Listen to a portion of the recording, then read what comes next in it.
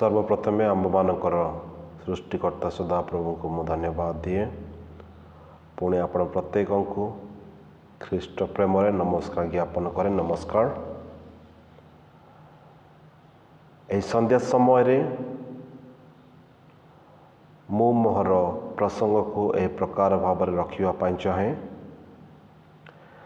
ଗୋଟିଏ ବାସ୍ତବିକ ଖ୍ରୀଷ୍ଟିଆନର 10ଟି ପ୍ରମାଣ, 10 evidences of a true Christian। ଏହି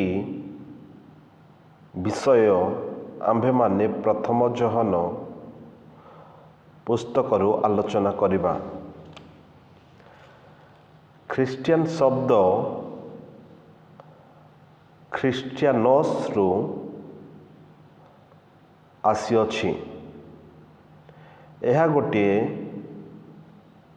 ଗ୍ରୀକ୍ ଶବ୍ଦ ଏବଂ ଏହା ଗୋଟିଏ ଯୌଗିକ ଶବ୍ଦ, ଅର୍ଥାତ୍ ଖ୍ରାଇଷ୍ଟ ପ୍ଲସ୍ ଡିଆନ୍, ଯାହାକୁ ଆମେମାନେ କହୁ ଖ୍ରୀଷ୍ଟିଆନ। ଖ୍ରାଇଷ୍ଟର ଅର୍ଥ ଅଭିଷିକ୍ତ ବ୍ୟକ୍ତି ବା anointed one। ଡିଆନ୍ର ଅର୍ଥ ଛୋଟିଆ।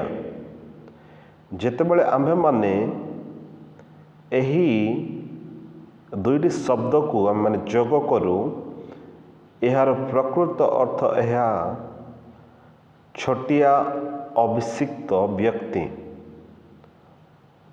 ବା ଛୋଟିଆ ଖ୍ରୀଷ୍ଟ। ବାଇବଲରେ ଅର୍ଥାତ୍ ନୂତନ ନିୟମରେ ଖ୍ରୀଷ୍ଟିଆନ ଶବ୍ଦ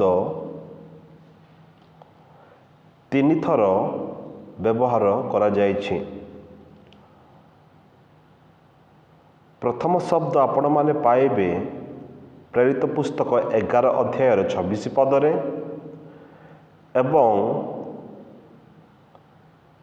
ପ୍ରେରିତ ପୁସ୍ତକ 26 ଅଧ୍ୟାୟର 28 ପଦରେ, ଏବଂ ତୃତୀୟ ଥର ଏହି ଖ୍ରୀଷ୍ଟିଆନ ଶବ୍ଦ ଆପଣମାନେ ପାଇବେ ପ୍ରଥମ ପିତର 4 ଅଧ୍ୟାୟର 16 ପଦରେ।